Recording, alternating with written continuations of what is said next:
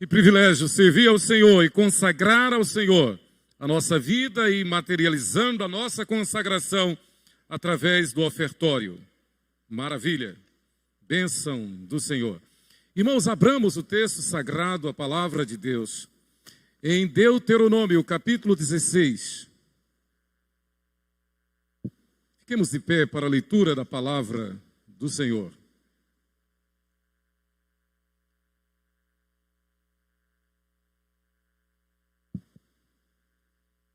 Deuteronômio, capítulo 16, os versos 1 e 2. A Páscoa. Deuteronômio, o texto está aí na tela. Nós seguimos a versão padrão da igreja, a revista e atualizada. Almeida, revista e atualizada. Leiamos juntos estes dois versículos. Guarda o mês de Abibe e celebra a Páscoa do Senhor teu Deus, porque no mês de Abibe o Senhor teu Deus te tirou do Egito de noite. Então sacrificarás como oferta de Páscoa ao Senhor teu Deus, do rebanho e do gado, no lugar que o Senhor escolher, para ali fazer habitar o seu nome. Que o Senhor aplique a sua palavra ao nosso coração. Oremos. Pai, adoramos-te, bendizemos o teu nome e louvamos-te por tuas obras todas, pois tudo tu fazes perfeito. Damos-te graças por tua palavra, que é o nosso verdadeiro pão diário, o nosso verdadeiro alimento espiritual. A tua palavra que nos disciplina, que nos corrige, que nos alimenta, a tua palavra que nos santifica. Pai, santifica-nos na verdade. A tua palavra é a verdade. Em nome de Jesus. Amém. Podeis sentar. A Páscoa é instrumento de Deus para a santificação de seu povo. A cultura judaica, com certeza por influência, obviamente, de Deus, através de homens como Moisés, o povo hebreu entendeu a importância da Páscoa de tal forma, e a origem está justamente nesta consciência de santidade, de santificação, que a Páscoa nos garante, nos outorga, para a qual a Páscoa, a mensagem da Páscoa nos chama. 40 dias antes da Páscoa, o povo de Deus, lá no Antigo Testamento já, começava a se consagrar. Por isso que a Igreja Católica Apostólica Romana, e não está errado, ela tem esse período chamado de Quaresma. A origem está lá na Torá, a origem está lá no Antigo Testamento. Na cultura judaica, havia uma preparação toda durante 40 dias e 40 dias para poder rememorar os 40 anos na travessia do deserto. Tal a importância da Páscoa. Nós estamos no domingo antivéspera do domingo de Páscoa. Próximo domingo é comemorado o domingo da entrada triunfal de Jesus em Jerusalém, que grande parte da cristandade reconhece como o domingo de Ramos, porque o povo em Jerusalém cortou ramos de árvores ou de palmeiras, como está nos evangelhos, e em João diz ramos de palmeiras, e fizeram um tapete na entrada de Jerusalém. E alguns tiraram suas vestes, suas capas, e formaram aquele tapete para Jesus entrar, como nós vimos na leitura inicial deste culto. O texto diz: e a maior parte da multidão estendeu as suas vestes pelo caminho, e outros cortavam ramos de árvores, espalhando-os pela estrada. Mateus 21, versículo 8. E Jesus, montado num jumentinho, ali entrou humilde, do tronco de Jessé, da raiz de Davi. Ali entrava o renovo perfeito, Jesus Cristo, o Messias. Na quinta-feira daquela semana, nós estamos na semana antivéspera da Páscoa. Na quinta-feira daquela semana se comemoraria a Páscoa dos hebreus, dos judeus.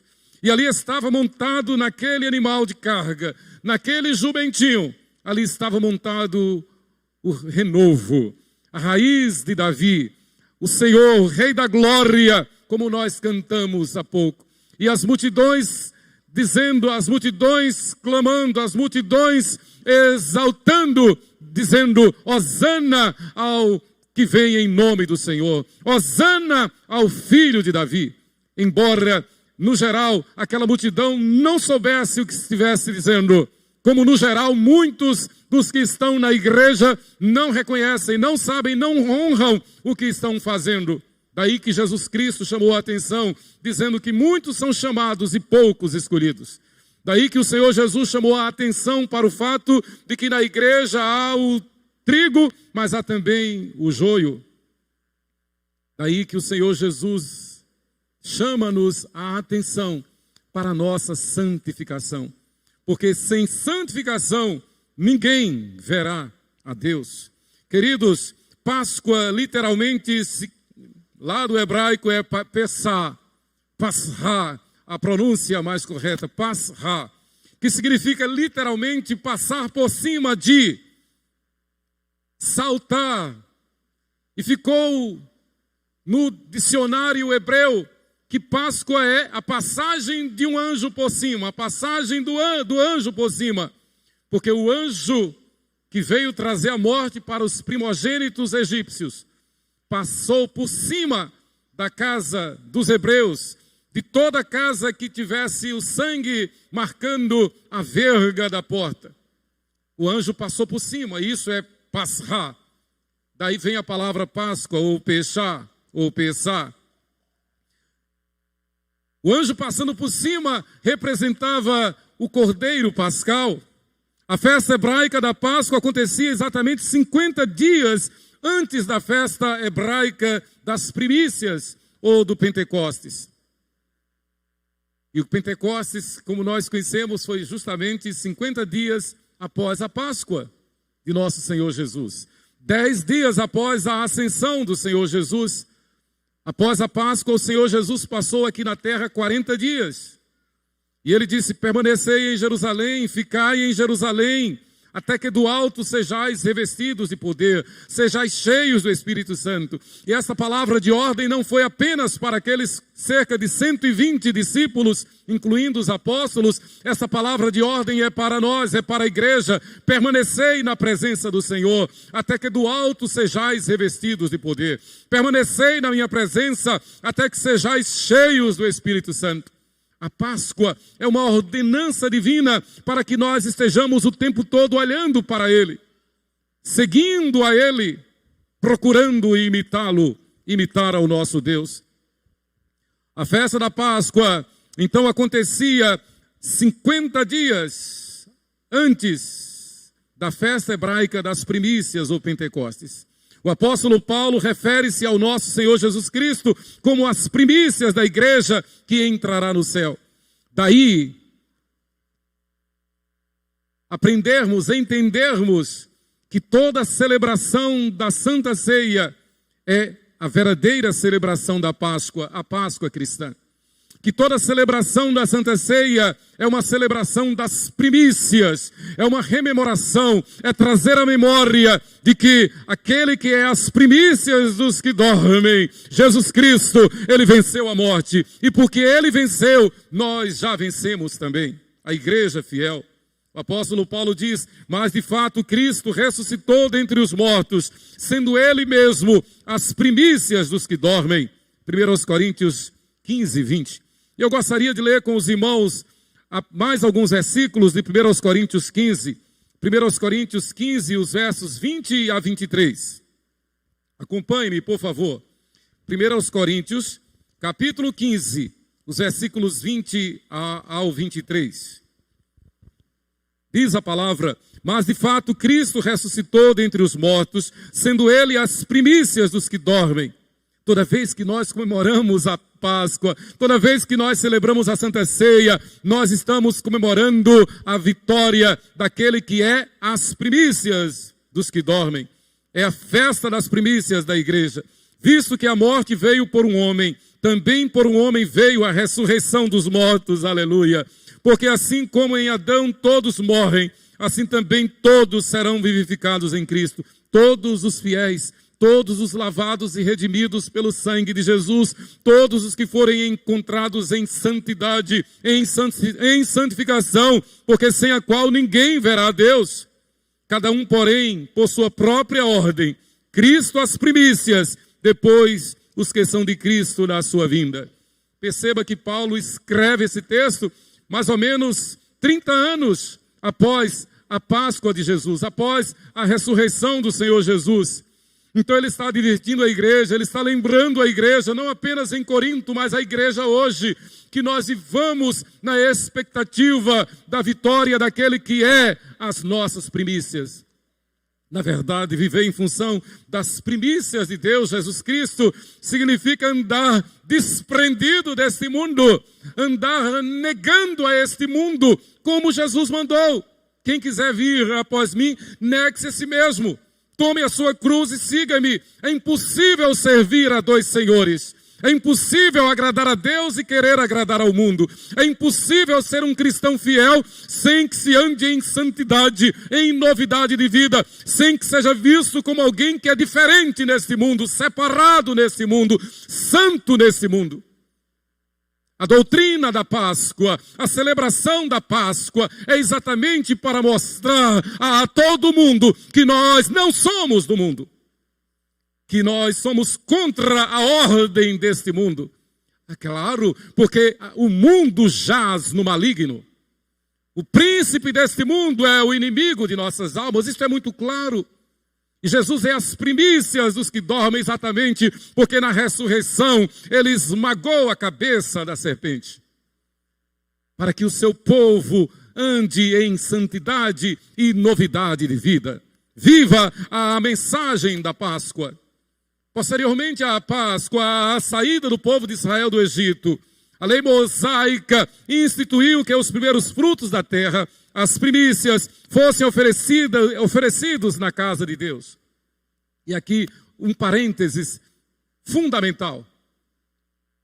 É inimaginável que alguém possa querer agradar a Deus e ser infiel. É inimaginável que alguém possa querer comparecer perante a face de Deus sendo infiel. E a palavra nos diz, como bem colocou há pouco o presbítero Cleiton, a palavra nos ensina sobre a fidelidade que devemos ter para com os dízimos e ofertas. É apenas um ato pedagógico que o Senhor dá para testar, para medir o grau da nossa obediência, da nossa fidelidade. Quem é fiel no pouco, sobre o muito será colocado, diz o Senhor. Então, nas principais festas judaicas, havia sim, sempre a consagração das primícias. Deuteronômio capítulo 16, de 1 a 7, Êxodo 23, 14 a 16, Êxodo 34, 18 a 26.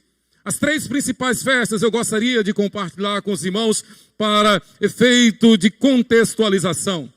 Primeiro, a festa dos pães asmos, ou a Páscoa.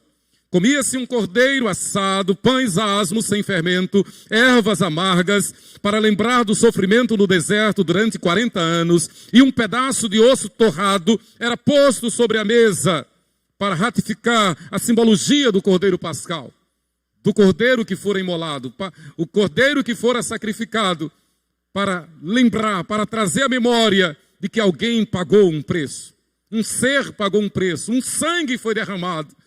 E na memória hebraica, na memória do hebreu, estava que na plenitude dos tempos viria o Cordeiro Perfeito. Quando João o Batista avistou pela primeira vez o homem de Nazaré, Jesus, o reconhecido filho de José e Maria, João Batista não foi consultar o Google, não foi consultar um compêndio teológico, não foi consultar nenhum dos rabinos. João Batista, o precursor, olhou para o homem de Nazaré e disse: eis o Cordeiro de Deus que tira o pecado do mundo.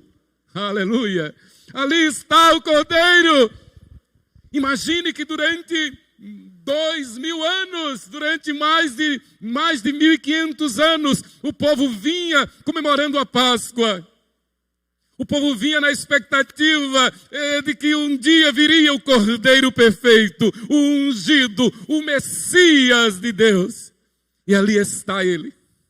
Aquela multidão, com certeza, não estava compenetrada, não estava certa, não era uma multidão fiel, mas ela fora soprada pelo Espírito Santo para fazer aquele ato devocional, aquele ato de culto, aquele ato de consagração, aquele ato de veneração, tirando suas vestes, fazendo um tapete, cortando ramos de palmeiras, fazendo um majestoso tapete, ainda que aquele rei humilde estivesse montado no animal de carga, símbolo de humilhação, símbolo de pobreza, símbolo de sofrimento, mas era exatamente desse jeito, fora exatamente desse jeito que o Eterno revelara ao profeta Isaías, especialmente no capítulo 53. Então havia a Páscoa, a cerimônia da Páscoa no dia 14 do mês de Abib. Então, na noite daquele dia, a família reunia-se, cantava-se o Haggadah, que significa no hebraico proclamação. E o ato era assim: uma criança da família perguntava, o pai lia o texto, conforme nós temos em Êxodo capítulo 12, o pai lia o texto e uma criança perguntava, o que significa isso, papai? E é interessante aqui um parênteses, em toda a celebração da Páscoa, há um momento específico, um momento especial em que o pai reserva para estar com o menino, o filho homem.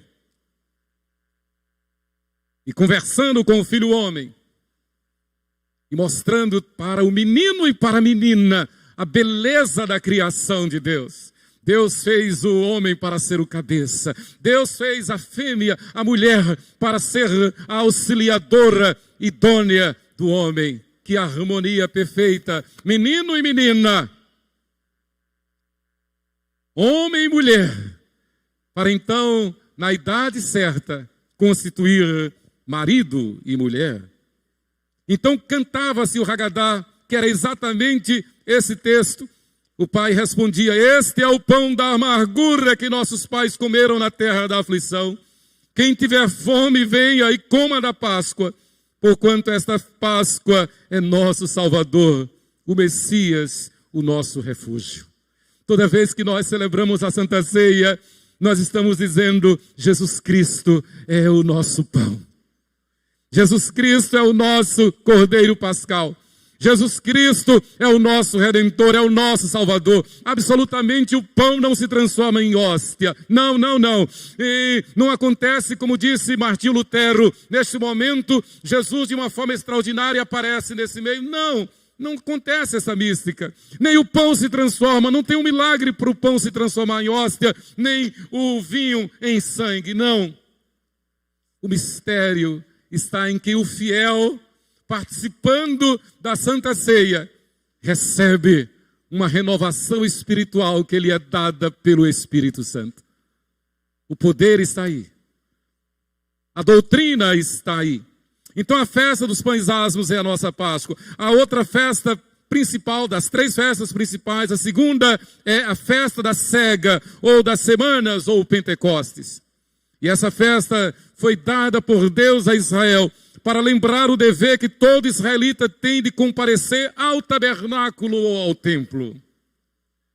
Repito, isso é um efeito pedagógico, para entendermos que nós não podemos desprezar a congregação, que nós devemos obedecer, como diz o escritor da Epístola aos Hebreus, não deixeis de congregar, como é o costume de alguns. E aqui mais um parênteses. Nós nos reunimos no domingo, não por imposição de homens, mas por imposição de nosso Senhor e Salvador Jesus Cristo. Até então os dias não tinham nomes, não eram nomeados, a não ser o sétimo dia. Mas você sabe que o calendário ele é dinâmico, ele não é estático. Então o 3 de abril hoje, no próximo ano, se não for bissexto, creio que não, então será na segunda-feira. O calendário não é estático. Então os dias eram numerados. Mas nós sabemos que o Senhor Jesus, a Páscoa, aconteceu no primeiro dia da semana. E porque foi no primeiro dia, este dia passou a ser chamado então de o dia do Senhor. E nos 40 dias que o Senhor Jesus esteve aqui na terra após a ressurreição, ele aparecia diante dos discípulos sempre no primeiro dia da semana. E foi no primeiro dia da semana, 50 dias após a Páscoa, que o Espírito Santo desceu lá no cenáculo sobre aqueles cerca de 120 irmãos. A festa do Pentecostes, então, foi dada por Deus para mostrar a importância de estar no templo, de comparecer ao templo. Então, era o tabernáculo naquela época. E, posteriormente, o templo que fora construído por Salomão. Quando o Pentecostes aconteceu, quando o Espírito Santo desceu sobre a igreja, foi num cenáculo, no terraço de uma casa, no primeiro andar de uma casa, o cenáculo. E ali, então, desde o Sinai, que o povo de Deus aprendeu a comemorar o Pentecostes, comemorando a saída do Egito, comemorando a libertação e o cuidado de Deus, comemorando que Deus é o nosso templo perfeito. E esse templo e os templos que nós temos são símbolos do templo maior que é Deus conosco. A terceira festa é a festa dos tabernáculos ou cabanas, instituída para comemorar a bondade do Senhor, que protege no deserto os filhos de Israel. Perceba que o ensino de Deus para Israel, o ensino do Antigo Testamento, assim como do Novo Testamento, é todo voltado para nós colocarmos Deus em primeiro lugar. O reino de Deus em primeiro lugar. Se vivemos para o Senhor, vivemos. Se morremos para o Senhor, morremos. Quer pois vivamos ou morramos, somos do Senhor. Tudo para a glória de Deus. Lembra de Eric Liddell? E a sua história foi tão linda que virou filme, Carruagens de Fogo. Era aquele jovem inglês, especialista em 200 metros rasos na Olimpíada. E ele era medalha de ouro garantida. Mas ele disse em casa, ele disse ao seu pastor, ele disse ao chefe do Comitê Olímpico da Inglaterra, que se a corrida caísse no domingo, ele não correria. Ele não ia correr no dia do Senhor. E exatamente no sorteio, o dia da corrida dos 200 metros rasos caiu no domingo. Ele não correu, quase foi mandado embora.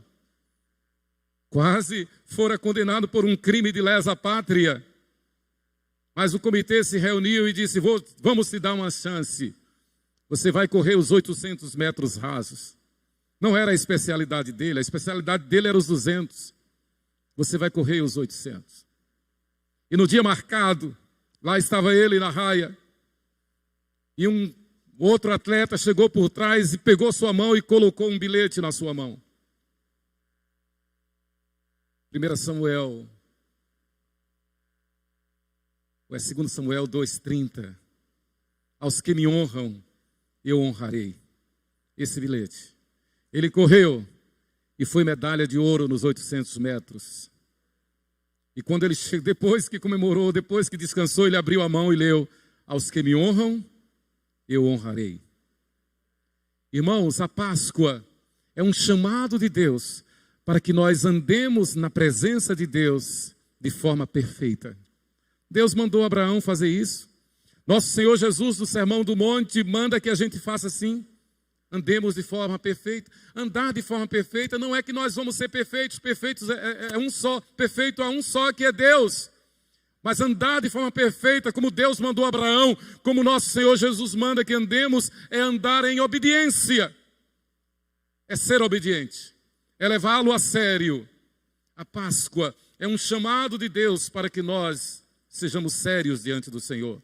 Então, a festa das cabanas ou dos tabernáculos foi instituída para lembrar, para comemorar a proteção de Deus naqueles 40 anos lá no deserto. Toda noite, Deus mandava uma coluna de fogo que aquecia, que livrava do frio terrível do deserto. Durante o dia, o Senhor mandava uma nuvem que fazia uma cobertura e dava uma sombra esplendorosa. Todas as crianças do sexo masculino, atenção meninos, atenção os pais de meninos, todas as crianças do sexo masculino eram obrigadas a apresentar-se diante do Senhor, diante do sacerdote, e havia para os meninos uma renovação da aliança. O sacerdote ministrava aos meninos, e hoje eu ministrei a um menino aqui na igreja. Eu disse, vamos orar, você ora, e ele orou, um menino bem pequeno, e ele começou a orar, e eu disse, vamos orar desse jeito. E ele começou a aprender a orar melhor. E nós combinamos de que vamos continuar estudando sobre oração. Um menino, deve ter o quê? Uns 4 anos. Então, na festa das cabanas, os meninos compareciam diante com os pais, o pai, o macho, o homem, compareciam diante do sacerdote e eram obrigados a, apresentando-se assim, receber uma renovação ou uma reconsagração diante do Senhor. O Senhor Deus instituiu, pois, a Páscoa, principalmente com o objetivo de lembrar ao seu povo que Ele mesmo o libertou da escravidão para viver uma vida de santificação, para andar em sua presença e ser perfeito. Gênesis 17, versículo 1, o que Deus disse a Abraão. Queridos, a verdadeira Páscoa gera santificação. E aí, mais um parênteses, mais um aposto. Queridos, nós estamos cansados de ver o que o mundo faz. Aí o mundo enche as lojas, os supermercados, as propagandas de chocolate, de coelho, de ovo de chocolate. Tem nada a ver. Nada a ver. É uma afronta. É uma abominação. E nós não podemos ser cúmplices com as obras das trevas, a Bíblia diz. Não tem graça nenhuma. O que o mundo faz não tem graça. É uma afronta contra Deus. Da mesma forma, roubar a cena do Natal com o Papai Noel. Tem nada a ver. Que celebremos o Natal, mas celebremos exaltando o Senhor Jesus. O tema é o Senhor Jesus. Que celebremos a Páscoa, mas nos lembremos que só existem 2 símbolos para a Páscoa: o pão e o vinho. Foi Jesus quem assim fez, quem instituiu. Então não admita, não permita. Claro, não é pecado comer chocolate. Mas a Bíblia manda a gente fugir da aparência do mal. Se alguém for te dar um ovo de Páscoa, aproveite e pregue o Evangelho para essa pessoa. E diga, olha, pregue o Evangelho. É uma oportunidade maravilhosa de pregar o Evangelho. Receba o ovo de Páscoa, coma o chocolate, mas você diga, olha, isso aqui não tem nada a ver com a Páscoa. Isso aqui é apenas para satisfazer o meu apetite. E, aliás, eu estou fazendo dieta, eu nem vou comer, se você estiver. Eu não estou fazendo. Se você ganhar, pode me dar.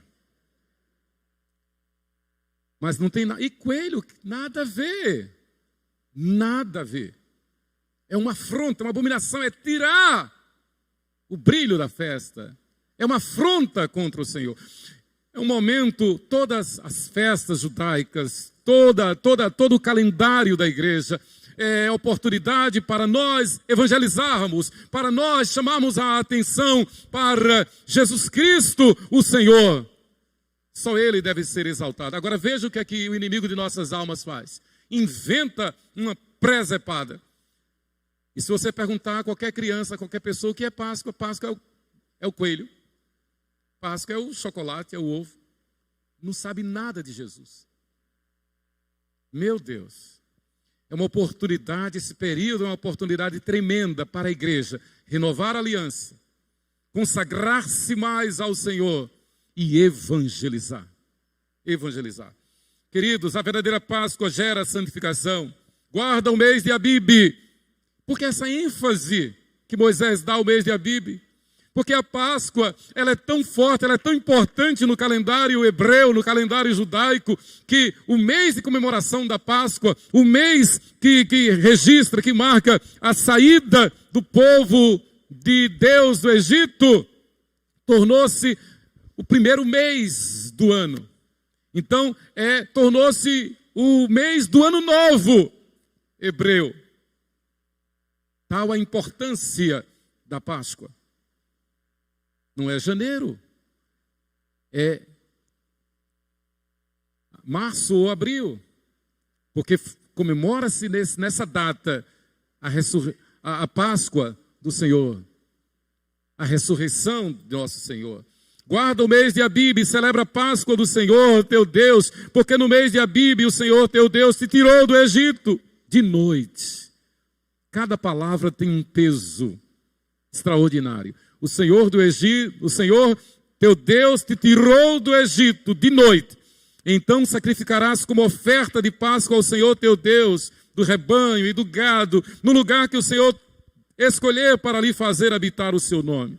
O sacrifício do animal, imagine você pegar aquele animal, o melhor do rebanho, o melhor do teu rebanho, aquele animal belo, bonito, e você vai sacrificar.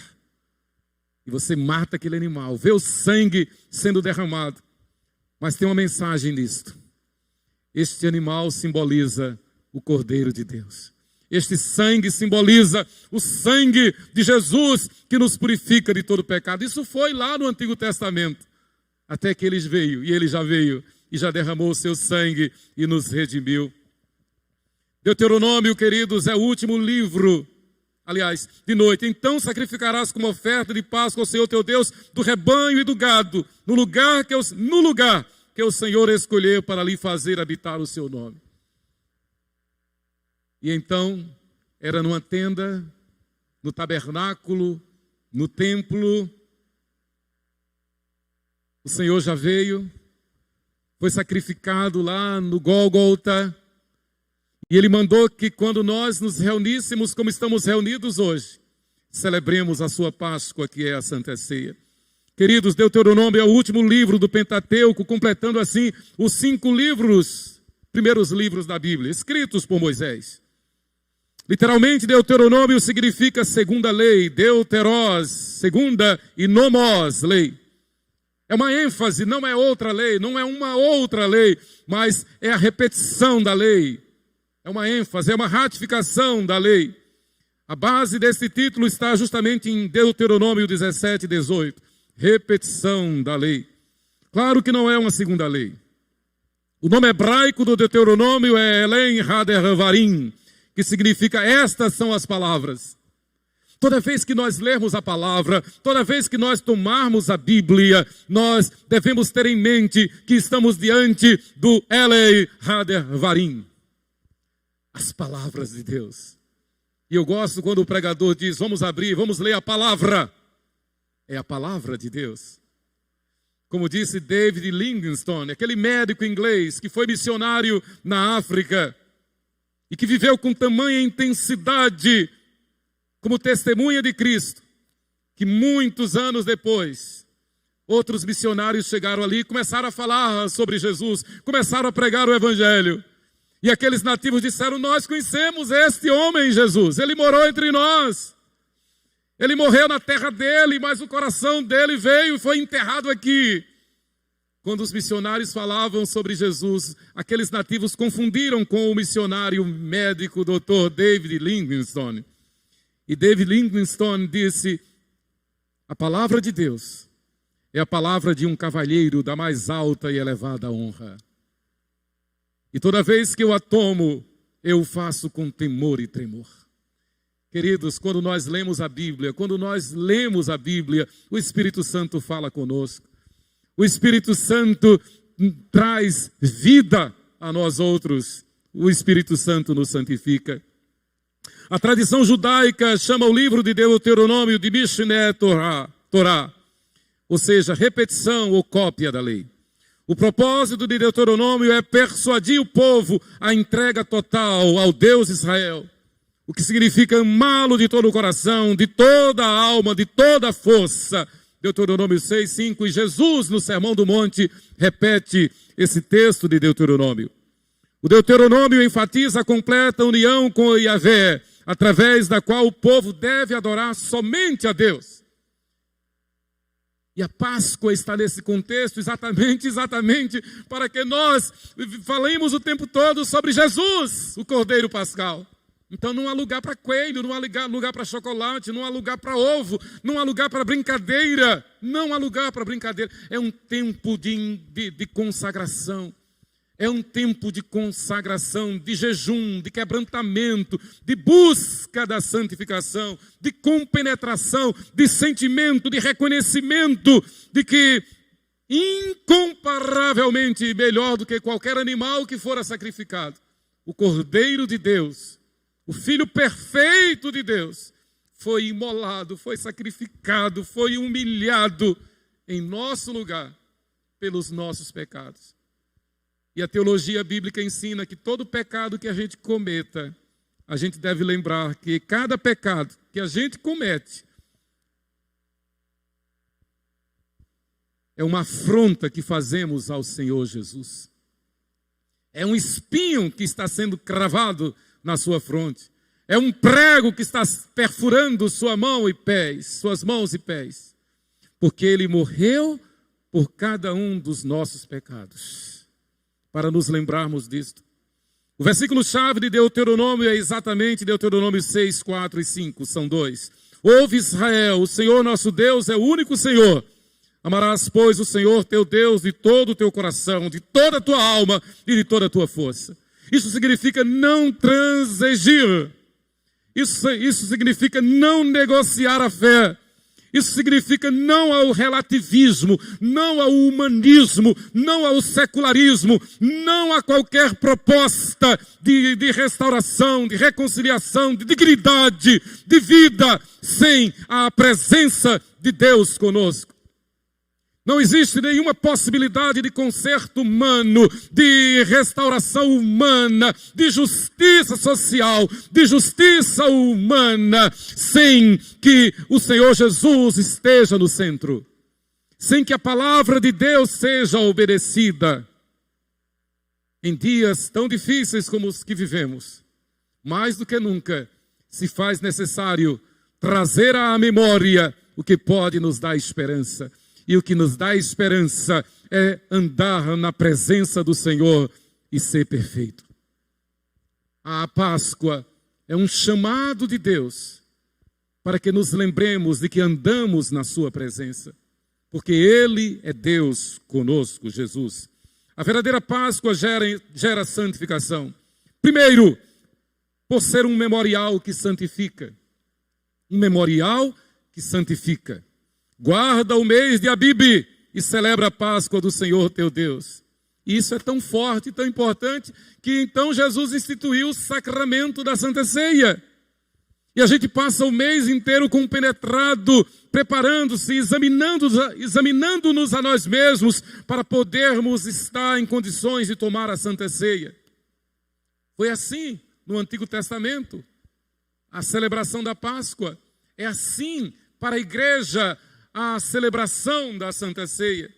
Guarda o mês de Abibe, guarda a celebração da Páscoa da Santa Ceia. Tão importante foi esse decreto divino que no mês de Abibe, repito, que o mês de Abibe tornou-se o primeiro mês do calendário hebreu. O anjo do Senhor passou por cima de Israel, mas tirou a vida de todos os primogênitos do Egito. Matou os primogênitos do Egito, começando pelo filho de Faraó. Deus é amor, mas Deus é justiça. De Deus não se zomba. Óbvio que para muitos isso aqui é politicamente incorreto, mas Deus matou todos os primogênitos do Egito. Só não matou aqueles em cujas casas estava o sangue do Cordeiro. O Senhor levará para o céu os fiéis, lavados e redimidos no sangue de Jesus. Aqueles que forem encontrados em santificação, porque sem santificação ninguém verá Deus.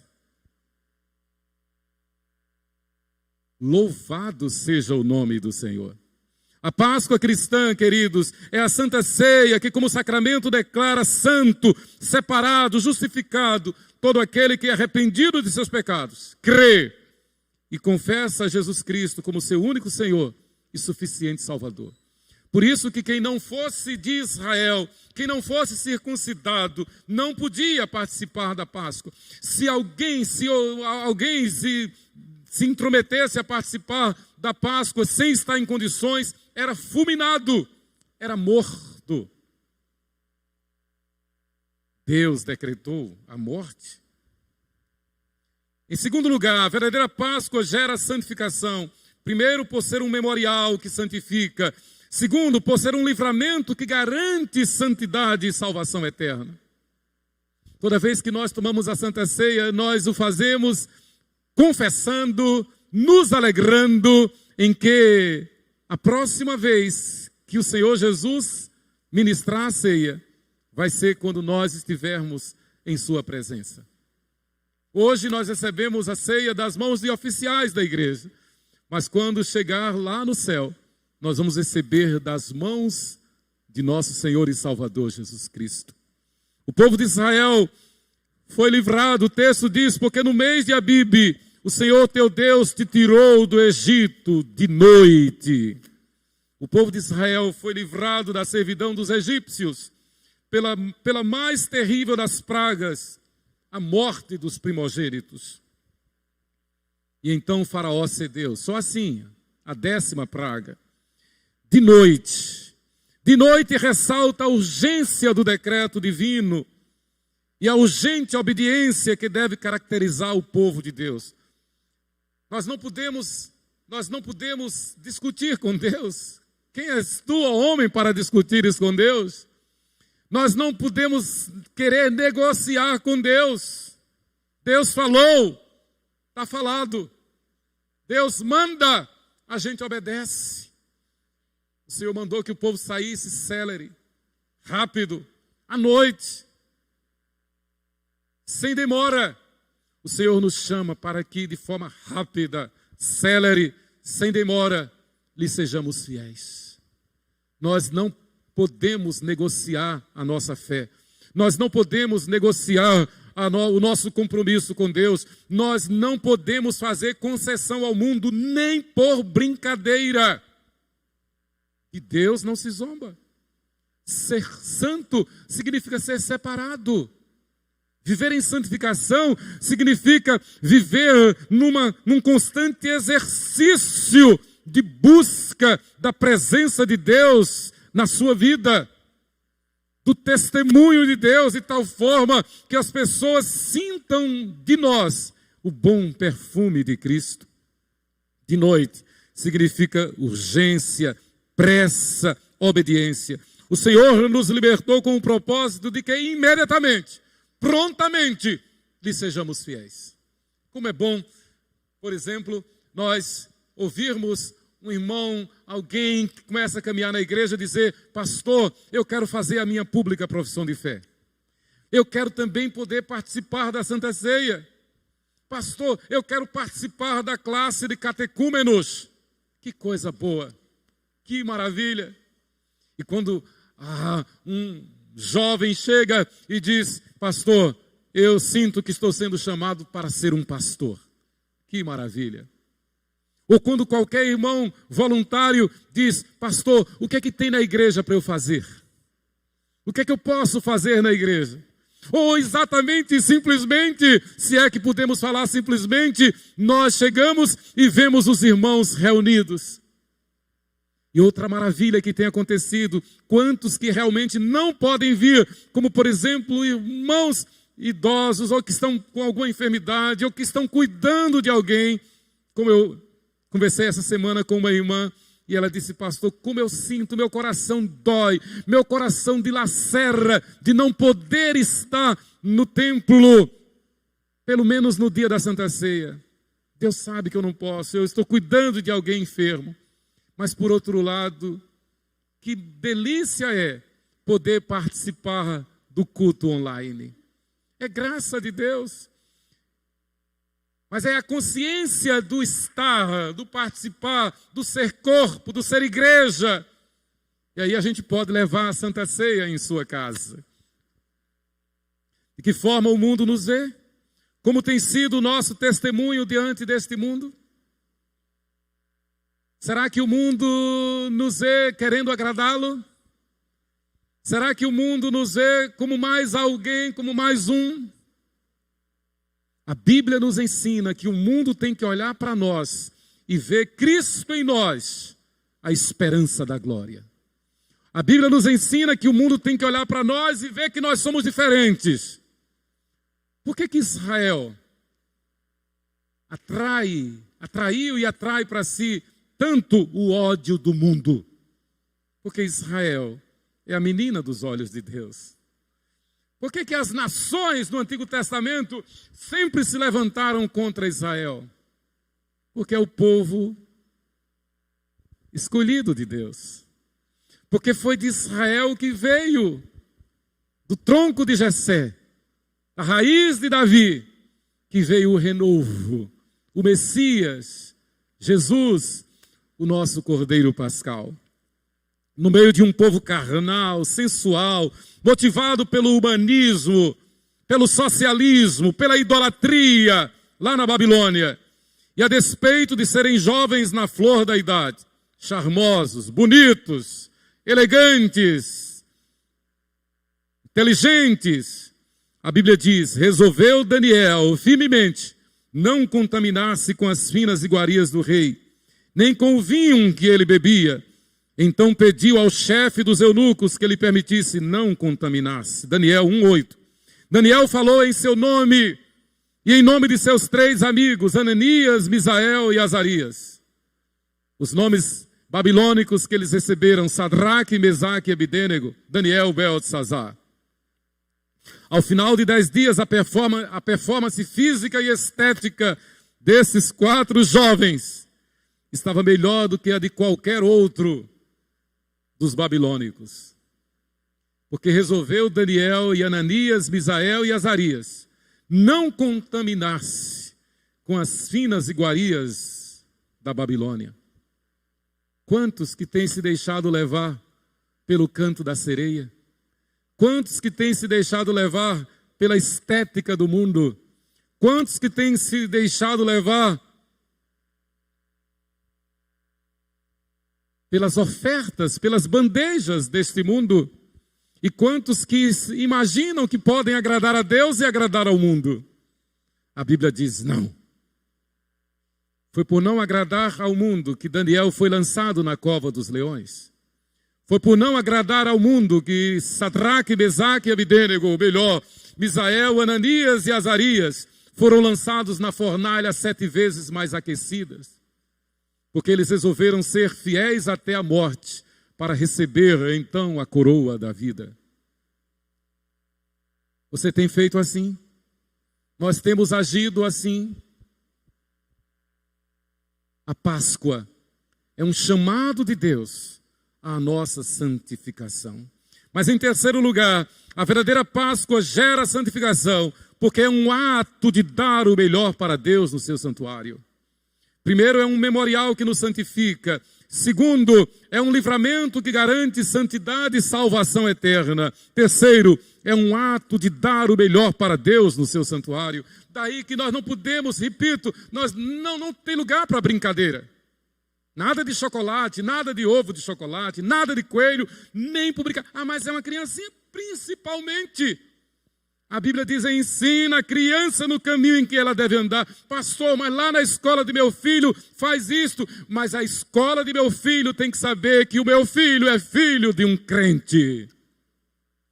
Na escola de meu filho, a escola do meu filho precisa saber que a única regra de fé e prática para o meu filho, ainda no maternal, que seja, é a Bíblia Sagrada. Meu filho não transige. Meu filho não negocia a fé. Porque como diz em Deuteronômio, a palavra de Deus é inculcada, é gravada na mente de nossos filhos, ao nos levantar, ao andar, ao sentar e ao deitar. Pelo menos 4 vezes ao dia, nós investimos tempo na educação bíblica de nossos filhos.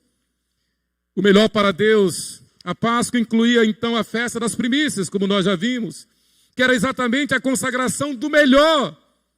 Não é o que sobra, não é o resto, é o principal. O dízimo não é depois que se paga tudo, o dízimo é em primeiro lugar. Dízimo é dízimo. Eu não entendo como é que um crente, membro da igreja, não entrega o dízimo com fidelidade. Se é membro da igreja, se participa da Santa Ceia, como é que não entrega o dízimo? Como é que não devolve o dízimo ao Senhor? É um instrumento de aferição da nossa obediência, da nossa fé. Tudo é de Deus. É Ele que nos dá saúde, vida e tudo mais. O texto diz, no lugar